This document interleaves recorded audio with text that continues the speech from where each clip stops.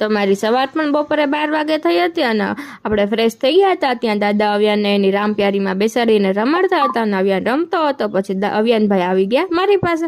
હું એને stand up ને સિટ ડાઉન કરીને એવી રીતના રમાડતી હતી. ત્યાં અવ્યાન થાકી ગયો એટલે એ આવી ગયો મારી પાસે, ખોળામાં જ બેઠો હતો. પછી બહુ થાક્યો ને એટલે મને કહે કે રૂભી રે ભાઈ, હું તારા વાળ ખેંચું, તું મને હેરાન કરસ ને હવે હું તને હેરાન કરું. તું જો ત્યાં જમવાનું બની ગયું હતું અને આપણે મસ્ત ગરમા ગરમ જમી લીધું હતું અને આપણે પછી જમીને મોલમાં આવી ગયા. ત્યાં મસ્ત ફુવારા ને બધું ચાલુ હતું. આપણે અંદર બધું ચક્કર મારી અને કામ પતી ગયું એટલે આપણે આવી ગયા બહાર ચાટ ખાવા માટે. તો જો મસ્ત ગરમા ગરમ ચાટ બનતી હતી અને આ મારો ભાઈ જો ખાતો હતો ગરમ ગરમ ચાટ.